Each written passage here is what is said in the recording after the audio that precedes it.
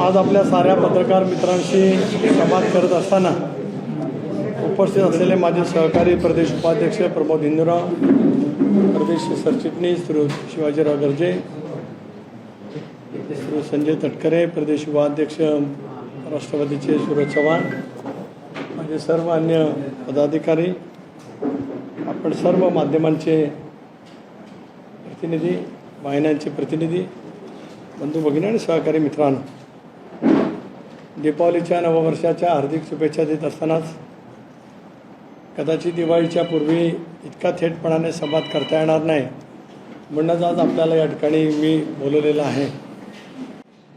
दादांच्या नेतृत्वाखाली नवपर्व सुरू करण्याचा निर्णय लोकशाहीच्या माध्यमातून राष्ट्रवादी काँग्रेस पक्षाने घेतला आणि 2 जुलैला राज्याच्या मंत्रिमंडळामध्ये 9 ज्येष्ठ मंत्र्यांनी सहभागी होण्याचा निर्णय घेतला आणि देशामध्ये इंडियाच्या आघाडीमध्ये आम्ही त्या ठिकाणी सहभागी झालो.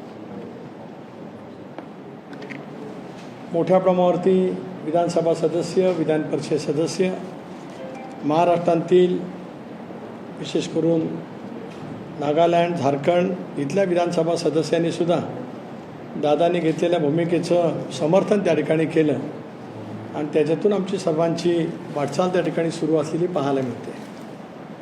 सुरुवातीलाच मनोज जरांगे पाटील यांचेसुद्धा मी मनापासून आभार मानतो की राज्य सरकारने जो संवाद त्यांच्याजवळ केला त्या अगोदर एक सर्वपक्षीय बैठकसुद्धा सह्याद्री अतिथीगृहावरती माननीय मुख्यमंत्री महोदयांनी बोलवलेली होती. त्यामध्येही आवाहन करण्यात आलेलं होतं आणि सरकार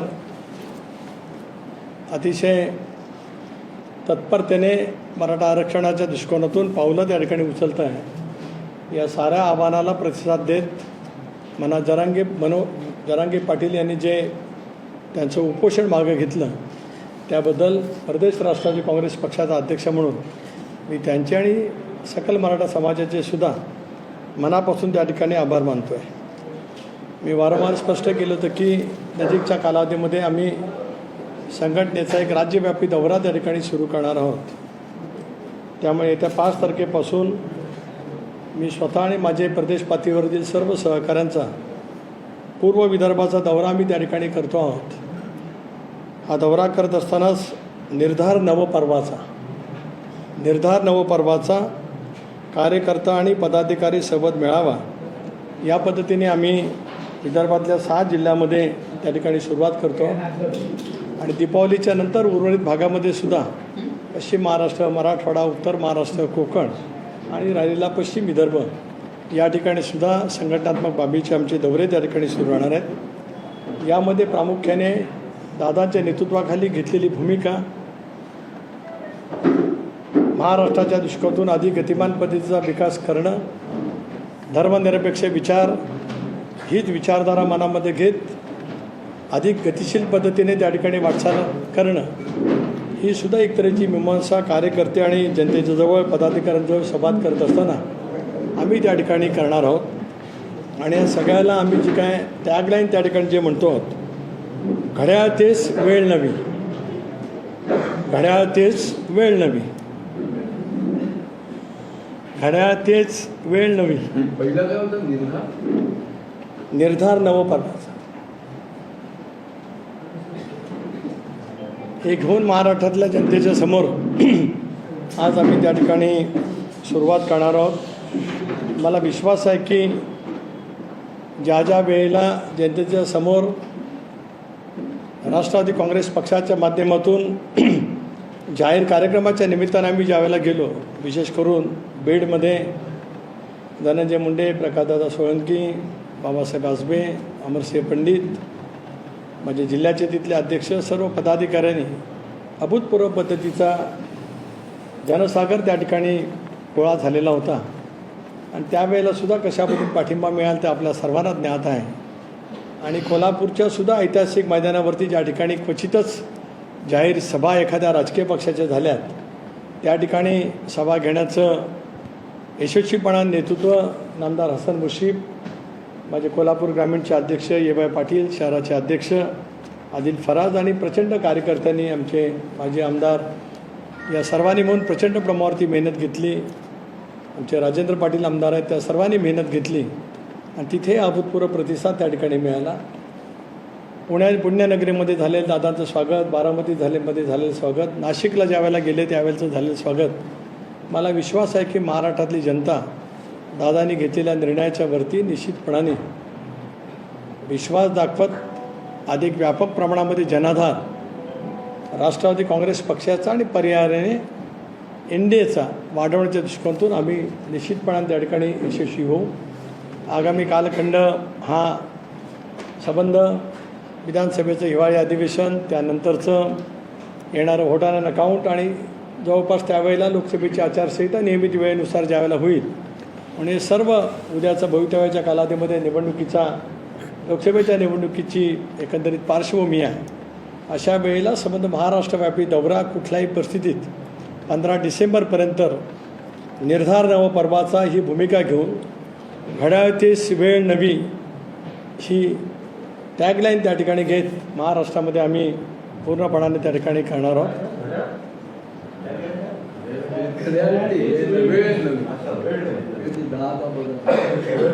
पुन्हा एकदा सांगू, घड्याळ तेच वेळ नवी निर्धार नवपर्वाचा घड्याळ तेच वेळ नवी.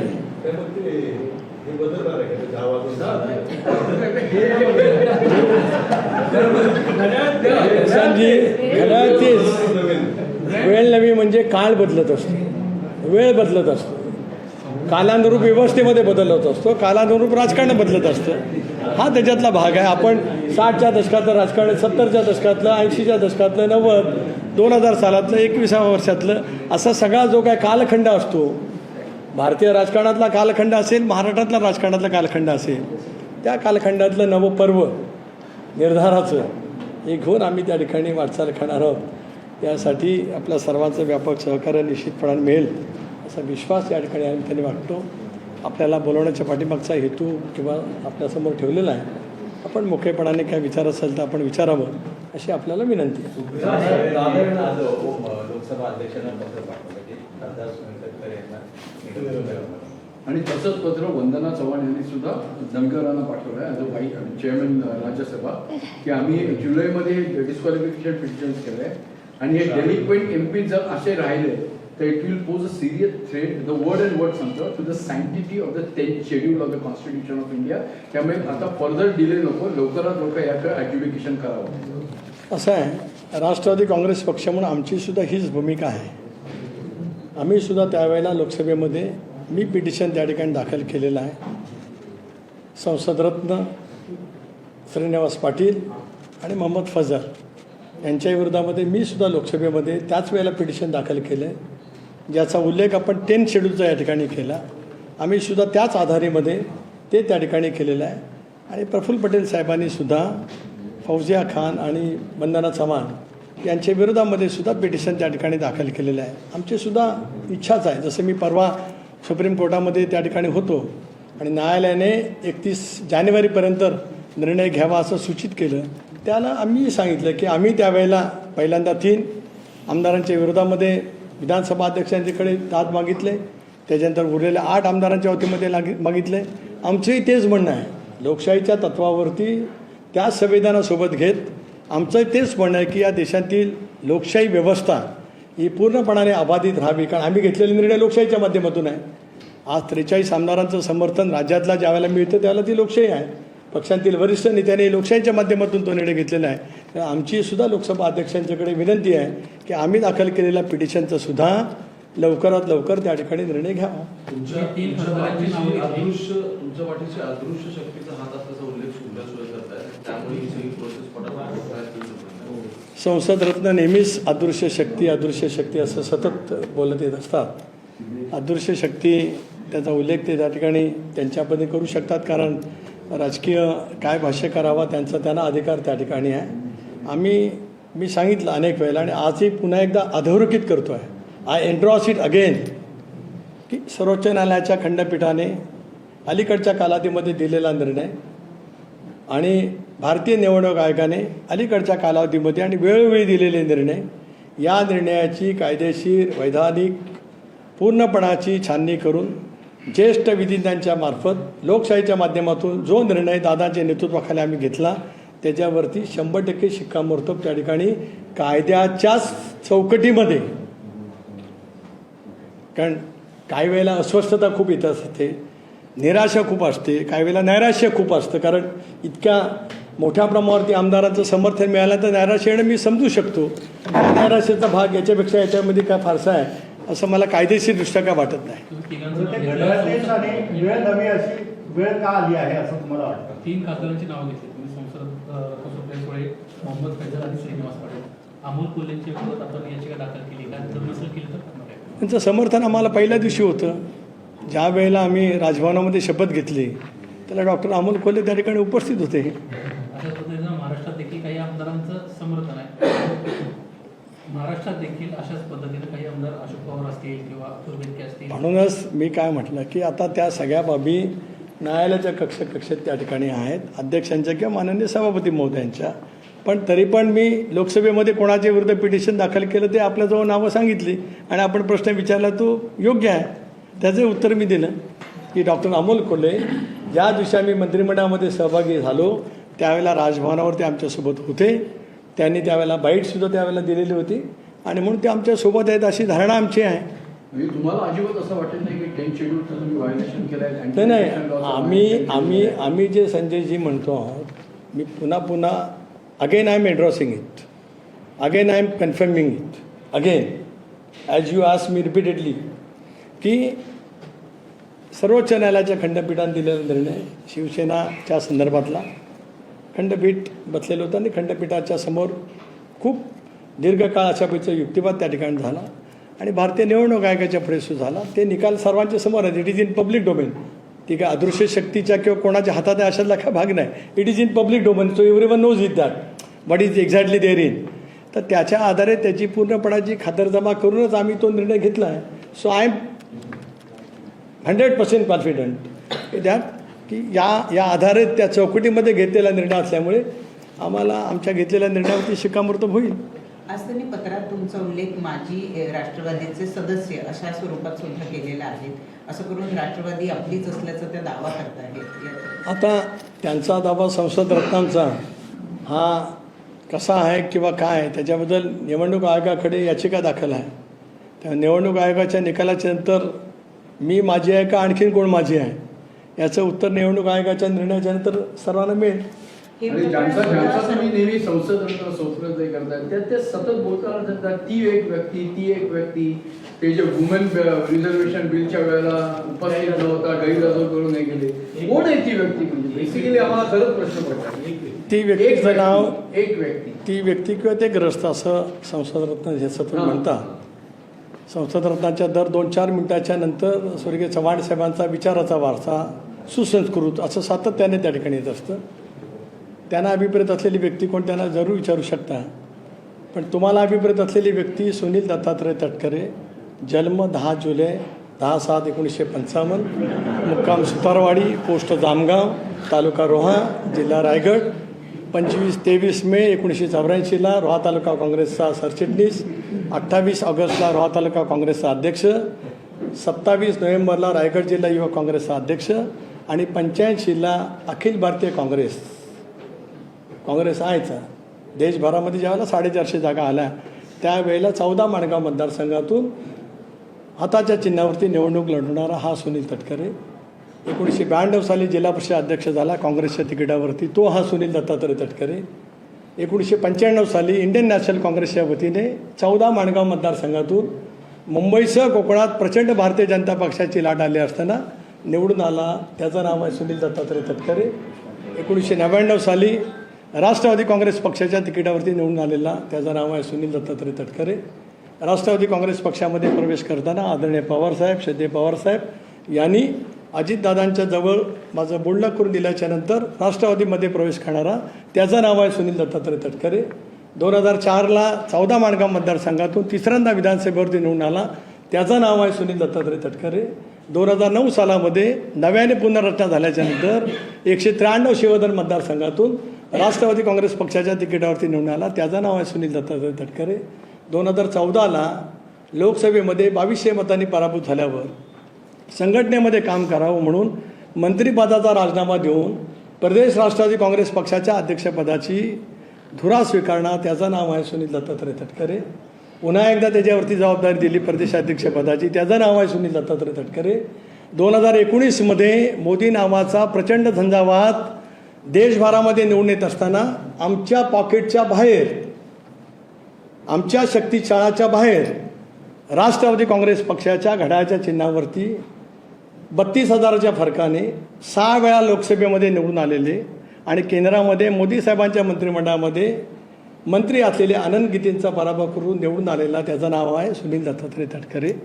आज राष्ट्रवादी काँग्रेस पक्षाचा अध्यक्ष आहे, त्याचं नाव आहे सुनील दत्तात्रय तटकरे. म्हणून आपल्यामार्फत माझ्या नावाची ओळख जी कदाचित दीर्घकाळ नसेल किंवा नैराश्यपोटी कोणाला आज जर काही विसर पडला असेल तर ती सांगण्याचा हा प्रपंच आहे. ओळख त्याच्यापेक्षा बाकी काही नाही, तेवढंच आहे. बाकी अजिबात असण्याचं काही कारण नाही. आपण पाठवावी मी फक्त व्यक्ती आणि ग्रहस्थ, कारण आम्ही दर 2 मिनिटांनी चव्हाण साहेबांचा वारसा सांगतो. चव्हाण साहेबांच्यावरती प्रखर टीका ज्यावेळेला झाली त्यावेळेला चव्हाण साहेब विरोधकांना कधी हे ग्रस्त ते ग्रस्त व्यक्ती असे म्हटले नाही. आपण पहा, कारण चव्हाण साहेबांचा वारसा सांगण्याचा काही म्हणजे असं वाटतं की त्यांनाच एकट्यानं अधिकार आहे, तर तसं नाही आहे. ते अधिकार सर्वांनाच आहे. जो महाराष्ट्रामध्ये जन्माला आला त्याला चव्हाणसाहेब प्रेरणासूत्र आहेतच.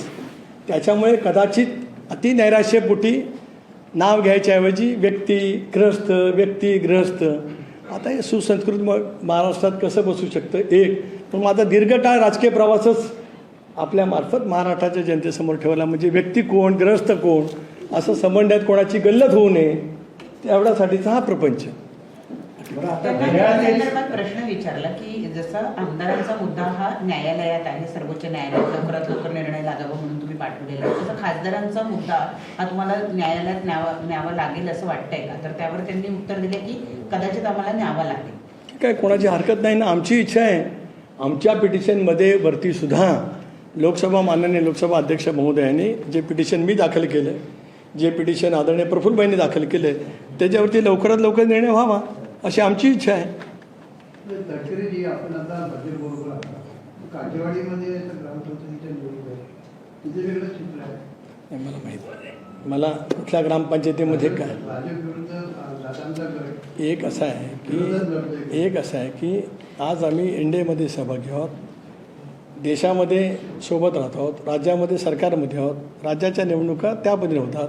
अनेक वेळेला आपण पाहतो की ज्यावेळेला राज्यामध्ये लोकशाही आघाडीचं सरकार होतं, सेना भाजपचं सरकार होतं, त्यावेळेला महापालिका असतील, नगरपालिका असतील, जिल्हा परिषद असतील, पंचायत समित्या ह्यासुद्धा स्वतंत्र लढल्या गेल्या. तर ग्रामपंचायतीचा काय विषय येतो एवढा? काय नाही, काय विषय त्याच्यात फारसा येत नाही ना. आजही ग्रामपंचायत लढवलं जात असताना त्याच्यावरती काही पक्षचिन्ह नसतं, पण आम्ही प्रत्येकजण म्हणत असतो की आमच्या पक्षाच्या एवढ्या ग्रामपंचायती आल्या तेवढ्या निवडून आल्या. डेव्हिएट करत नाही. तुम्ही ज्या मुलाशी बोलता होता मराठा क्रांती जरंगे पाटलांचा धन्यवाद वगैरे मानले होते, पण तुमच्याच आता पक्षात असलेले आमदार ज्यांची घर जाळली, म्हणजे गाड्या जाळल्या, yesterday he made a mention की पोलीस बघत होते, पोलीस काय हतबल होते. Do you mean to say की there is a total failure?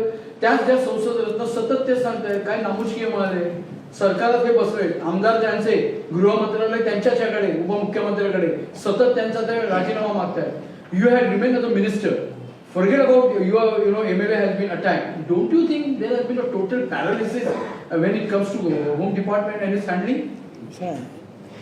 सतत धोरण लखवा असे शब्दप्रयोग केले जातात. सातत्याने गृहमंत्र्याचा राजीनामा मागितला जातो. या राज्याचे गृहमंत्री देवेंद्रजी फडणवीस आहेत. त्यांनी 5 वर्ष या राज्यामध्ये उत्तम पद्धतीने मुख्यमंत्री या नात्याने काम केलं. केवळ एनडीएमध्ये सहभागी झालं म्हणून मी म्हणतो असं नाही. त्यावेळेला सुद्धा मी विरोधी पक्षामध्ये प्रदेशाध्यक्ष म्हणून होतो, विधान परिषदेमध्ये होतो. ज्या गोष्टी चुकीच्या होत्या त्या बाबतीमध्ये बोलत आलो, जे योग्य होतं त्याच्याबद्दल सुद्धा त्या ठिकाणी बोलत आलो. त्यामुळे आपण जे काय म्हणतात की त्या दिवशी नेमकं काय घडलं, ते घडत असतानाच प्रकाश सोळंके साहेबांनी काल इथे पत्रकार परिषद घेतली आणि त्यांनी सुद्धा सांगितलं की पोलीस हतबल होते. त्यांनी म्हटलं आहे त्याच्यात काही नाकारलं नाही, पण त्याच्यामध्ये आणखीनही त्यांनी थोडंसं विश्लेषण त्या ठिकाणी केलेलं आहे. त्याच्यामुळे अनेक वेळेला ज्या वेळेला अशा पद्धतीचे तणाव होत असतात त्या घटनेचं समर्थन कुणीच केलं नाही. म्हणूनच परवा सर्वपक्षीय बैठकीमध्ये या संदर्भातली कारवाई केली गेली पाहिजे असं सर्वपक्षीय बैठकीमध्ये उपस्थित असलेल्या नेत्यांनी माननीय मुख्यमंत्री आणि उपमुख्यमंत्र्यांच्या समोर मांडलं. आणि म्हणूनच प्रत्येक वेळेला उपमुख्यमंत्र्यांचा राजीनामा मी म्हटलं ना की ते भारतीय जनता पक्षाचे नेते आहेत, भारतीय जनता पक्ष सक्षम आहे त्याच्याबद्दलचं उत्तर त्या ठिकाणी द्यायला. आम्ही काहीतरी नव्याने सहभागी झालो म्हणून आम्ही त्यांचं समर्थन करण्यासाठी पुढं सरसावलो असं कोणाला दावा करण्याचं काही कारण नाही. पण काय वेळेला अशा काय घटना घडत असतात की त्यावेळेला अशी परिस्थिती निर्माण होत असते. या राज्यामध्ये सुद्धा मी आज बोलणार नाही पण वेळ आल्यानंतर नक्की बोलेन की 90च्या दशकापासून 2000च्या दशकापासून काय वेळेला स्थिती निर्माण झाली होती. पण त्या परिस्थितीनुसार त्याच्यावरती पुढची वाटचाल त्या ठिकाणी केली गेली. म्हणून जरांगे पाटलांचं उपोषण, सकल मराठा समाजाच्या प्रतिक्रिया वगैरे वगैरे ह्या गोष्टीचं कोणी राजकारण करू नये एवढंच मला या माध्यमातून सांगायचं. आता त्यावरती आता मध्ये हिंसक आंदोलन झालं. गृहमंत्र्यांनी असं एक प्रश्न केलं होतं की यामध्ये काही राजकीय पक्षांचे जी नेते किंवा कार्यकर्ते अदृश्यपणे आहेत. आपल्याला काय नाही, अदृश्य शब्द कोणी वापरला असं मला माहीत नाही. म्हणजे देवेंद्रजींनी वापरला की नाही अदृश्य असं मला माहीत नाही. पण शेवटी गृहमंत्री आहे त्याच्यामुळे ते त्या बाबतीमध्ये बोलू शकतील. मी सरकारमध्ये नाही आहे त्यामुळे त्यांच्याकडची माहिती ते असेल तर ते योग्य वेळेला नक्की सांगतील. He is also competent minister, he has prove it. Sir, Jarange Patil यांनी 2 महिन्यांचा अल्टिमेटम आता सरकारला दिलेला आहे. 2 महिन्यात जर योग्य तो निर्णय घेतला नाही तर मुंबईमध्ये आम्ही 3ऱ्या टप्प्याचं आंदोलन करू असं थेट आवाहन त्यांनी केलेलं आहे. वाटतं 2 महिन्यांमध्ये त्यांच्या मागण्या पूर्ण होतील. एक असं आहे की त्यांनी त्यांच्या भावना नक्कीच व्यक्त केल्यात की ज्या त्यांच्या आंदोलनाशी समरस पद्धतीच्या निश्चितपणे त्या ठिकाणी आहेत. राज्य सरकारच्या वतीने सुद्धा काल जसं मंत्री महोदय त्या ठिकाणी गेले तसंच न्यायमूर्ती गायकवाड, न्यायमूर्ती सुप्रे साहेब त्या ठिकाणी गेले. त्यामुळे कायदेशीर बाजू त्यांच्यासमोर सर्वांच्यासमोर मांडण्यात आली की आरक्षणाच्या संदर्भामध्ये कशा पद्धतीने वाटचाल करावी लागेल. सर्वोच्च न्यायालयाच्या निकालाच्या नंतर ज्या ज्या काही घटनात्मक बाबी निर्माण झालेल्या आहेत त्याची पूर्तता करण्याला काहीतरी कालावधी लागेल. आणि मी एक नक्कीच सांगतो आहे की हे सरकार पूर्णपणाने संवेदनाशील प्रामाणिकपणाने मराठा समाजाला आरक्षण मिळालंच पाहिजे या भूमिकेसाठी अतिशय तत्परतेने त्या ठिकाणी काम करत आहे. म्हणून 3 आघाड्यावरती या सगळ्या कामाची पूर्तता करण्याच्या दृष्टीकोनातून त्यांनी पावलं त्या ठिकाणी उचललेली आहेत. मला विश्वास आहे की त्या विहित कालावधीमध्ये राज्य सरकारकडनं अपेक्षित असलेला निर्णय त्या ठिकाणी होईल. यासाठी तुम्ही तुमच्या नेतृत्वामध्ये बाहेर पडणार आहात की अजितदादा सुद्धा पक्ष बांधण्यासाठी तिथे असणार? नाही, मी मागच्या वेळेला सांगितलं होतं की हा दौरा प्रदेश राष्ट्रवादी काँग्रेस पक्षाचा अध्यक्ष म्हणून माझा त्या ठिकाणी आहे. अजितदादांचे दौरे नक्कीच आम्ही दिवाळीच्या नंतर करणार आहोत. मी माझ्या मागच्या पत्रकार परिषदेमध्ये एक बाब विशद त्या ठिकाणी केली होती की दादांचे दौरे 2 पद्धतीचे असतील. एक प्रशासकीय, त्या जिल्ह्यांतील विकास कामाचा आढावा, तो केवळ राष्ट्रवादी काँग्रेस पक्षाच्या संबंधित असलेल्या आमदारांपुरता सीमित नाही तर महायुतीचं सरकार म्हणून त्या जिल्ह्यामध्ये जे काही सोडायचे प्रश्न तोही राहील आणि त्याच वेळेला संघटनेच्या बाबीमध्ये राहील. ज्यावेळेला दादांचा दौरा आम्ही नियोजित करू त्यावेळेला प्रदेशाध्यक्ष म्हणून माझा सहभाग त्याच्यामध्ये असेल. हा एक संघटना पातळीवरती स्वतंत्रपणाने आयोजित केलेला आजचा हा दौरा आहे. चालू होणाऱ्या असेंब्ली, लोकसभा, पण ज्या पक्षाबरोबर तुम्ही गेलाय कोट अनकोट महाशक्ती त्यांनी तर ऑलरेडी 45+ मिशन ठेवलेले आहे. पार्ट ऑफ दॅट 45 मिशन का तुम्ही वेगळ्या म्हणजे बेसिकली कसे असणार आहे स्ट्रक्चर? कारण तुम्ही मगाशी उल्लेख केला certainly and 1000% we are the part of NDA and we all are targeting 45+ all. आणि हे तुमचं as an NDA. हे तुमच्या तिकिटावर BJP is not going to eat it too right. I said repeatedly, I again repeat it. NCP NDAमधून लढत असतानाच निवडणूक आयोगाकडनं निर्णय आमच्या बाजूला लागेल असा विश्वास व्यक्त करत घड्याळाच्या चिन्हावरतीच आगामी लोकसभेच्या निवडणुकीला सामोरं जाणार आहे.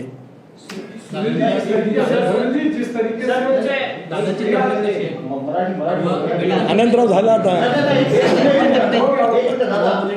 मेडिकल बुलेटिन काढलं होतं. सध्या दादांची तब्येत कशी आहे? त्यांच्या प्लेटलेट देखील कमी आलं अशी देखील माहिती. प्लेटलेट्स आता दादांच्या स्थिर त्या ठिकाणी आहेत परंतु कमालीचा थकवा असल्यामुळेच डॉक्टरांचा विश्रांतीचा सल्ला आहे. किमान 3-4 दिवस तरी त्यांना विश्रांती घ्यावीच लागेल. हा जो दौरा आहे, दौऱ्याची टॅगलाईन तुम्ही बनवली, घड्याळ तेच वेळ नवी. तर वेळ नवी बदलण्याची गरज का वाटते तुम्हाला? नाही, एक असं आहे, मी मगाशी सांगितलं ना की कालानुरूप व्यवस्थेमध्ये नवीन नवीन बदल त्या ठिकाणी होत असतात. एक जनरेशन पाठीमागची पत्रकार मित्रांची वाहिन्यांची पुढची जनरेशन याच्यामध्ये फरक होत राहतो. त्यामुळे वेळ ही कालानुरूप येतच असते आणि त्या कालानुरूप येणाऱ्या व्यवस्थेमधली नवी वेळ आमच्यासाठी अजित पर्व पण घेऊन आम्ही जनतेसमोर त्या ठिकाणी काहीतरी राहिलं दिसतं ना, नाही, राहिलं नाही. पर्वाचा. नाही, नाही, राहिलं नाही. आणि अजित पवार मुख्यमंत्री होण्याचा असं काहीतरी ती टॅगलाईन राहिली दिसते ना. समथिंग तुमच्यात आदत आहे. नाही नाही असं नाही अजित युगा नाही नाही असं विनाकारण माझ्या तोंडात तुमच्या मार्फत काय घालून नका. अजित युग आय एम ऑलवेज रिअलिस्टिक. बरोबर. आम्ही वास्तववादी आहोत. ओके. दादा मुख्यमंत्री व्हावेत राज्यातल्या जनतेला राष्ट्रवादी काँग्रेस पक्षाला वाटतं पण आम्हाला त्या संदर्भातली बिलकुल आज घाई अडचण काही कारण नाही. आज महायुतीचं सरकार एकनाथराव शिंदे देवेंद्रजी अजितदादांच्या नेतृत्वाखाली समर्थपणाने काम करत आहे. याच पद्धतीने आगामी येणाऱ्या निवडणुकीला आम्ही समोर जाऊ. वेळ काळ आपोआपच येत राहील.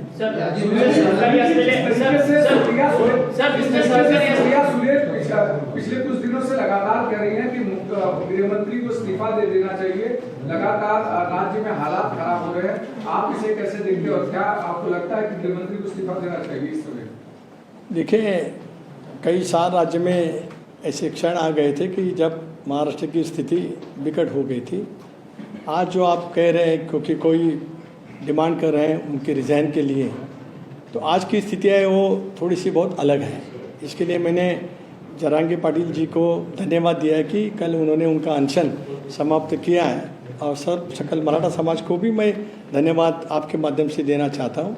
मुझे लगता है कि गृह मंत्री अपने कर्तव्यगारी से काम अच्छी तरह से कर रहे हैं.